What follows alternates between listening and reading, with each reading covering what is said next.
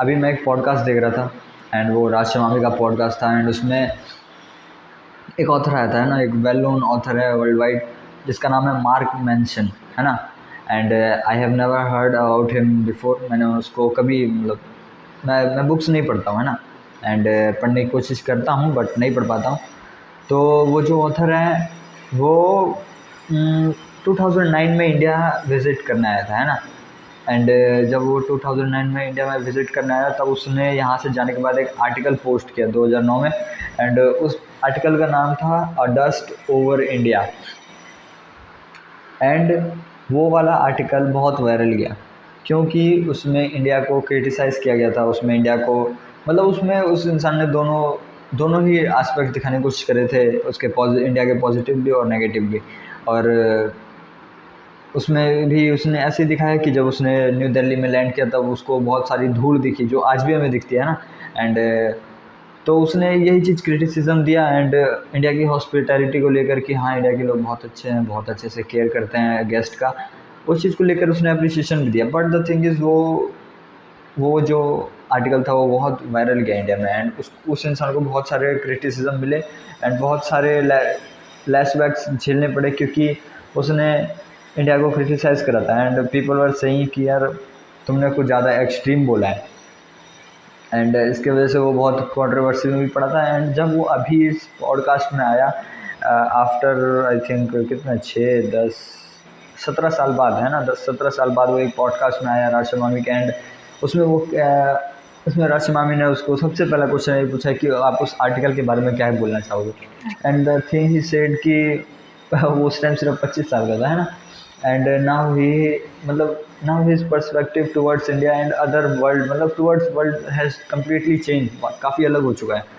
And he was admitting कि हाँ वो एक्सट्रीम हो गया था, एक्सट्रीम चला गया था उस आर्टिकल में। एंड कहीं भी मतलब ही वॉज जस्ट एक्सेप्टिंग कि हाँ उससे गलती हुई क्योंकि इंसान जो है वो टाइम के साथ बदलता है। द थिंग इज़ वो उस टाइम 25 साल का था। 25 साल का इंसान सही बताऊँ कुछ नहीं जानता है।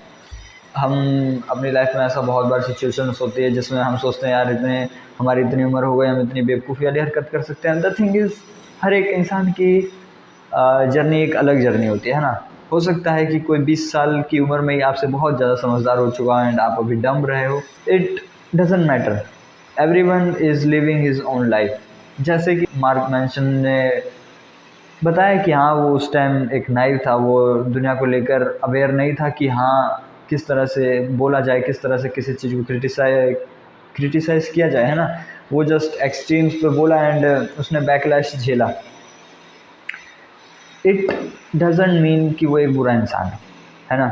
इट डजेंट मीन कि वो एक घटिया इंसान है क्योंकि अभी मैंने उसका पॉडकास्ट देखा। आई डोंट थिंक सो कि वो एक बुरा इंसान है क्योंकि जिस तरह से वो बातें कर रहा था आई डोंट नो कि अंदर से वो कैसा है। बट आई डोंट फील कि यार वो एक बुरा इंसान है। एंड ठीक है, हर किसी से गलती होती है, आपसे भी गलती होगी, आपके भी किसी अपने से कभी गलती हुई होगी जहाँ पे आपको लगा होगा कि यार इसने बहुत बुरा किया मेरे साथ। बट द थिंग इज़ यही सबसे खूबसूरत चीज़ है इंसान की कि इंसान बदलता है। एंड यही चीज़ मैं आपको सिखाना चाह रहा हूँ कि हो सकता है कि आपसे पास्ट में कुछ ऐसी गलतियाँ हुई हो एंड आप उसको लेके पछतावा करते हो कि यार काश मैंने उस दिन ऐसा कर लिया होता तो सब कुछ ठीक हो जाता।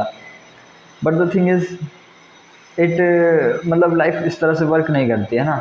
आपको ये चीज़ें एक्सेप्ट करना पड़ेगा कि हाँ कुछ चीज़ें गलत होती है। एक लाइफ को जीने का एक बहुत ही अच्छा मतलब एक बहुत ही अच्छा तरीका ये है कि take the things as it is, है ना। मतलब चीज़ों को इस तरह से लो जिस तरह से वो हैं। मतलब मान लो कि अगर कोई चीज़ ख़राब हो गई तो ठीक है, ख़राब हो गई है, अब इसके पीछे ये चीज़ करने की ज़रूरत नहीं है कि यार भाई क्यों ख़राब हो गया, मैं ऐसे कर लेता, ऐसे नहीं, वो ख़राब हो चुका है, वो ख़राब हो चुका है, बस दैट्स इट। और उसके पीछे उतना माथा मारने की ज़रूरत नहीं है। ठीक है, आपको मान लो कोई चीज़ वर्कआउट नहीं करी, हो सकता है आपने कोई बिज़नेस करने की कोशिश करी, आपने कोई चीज़ हो सकता है आपने कोई एग्ज़ाम नीट का जेई का देने की कोशिश करी, आप फेल हो गए। Take the things as it is. ठीक है, आप फेल हो गए, फेल हो गए, आपको इस चीज़ का टेंशन लेने की ज़रूरत नहीं है कि यार काश मैं इतनी मेहनत की, नहीं, आप फेल हो चुके हो। Take the things as it is बहुत ही स्ट्रेट फॉरवर्ड चीज़ है जिसमें इंसान ना चीज़ों को जैसा है वैसा लेता है। उसमें वो ये नहीं देखता है कि सही हुआ गलत हुआ, नहीं, वो हो गया, बस वो हो गया। हो सकता है आपकी किसी ने जेब मार ली हो, आप बस में चढ़े हो, दिल्ली बस में चढ़े हो और आपकी किसी ने जेब मार ली हो, मार ली बस। इसके पीछे आप कुछ नहीं कर सकते कि हाँ क्यों मार ली, कैसे, नहीं, जेब कट गई है तो कट गई है।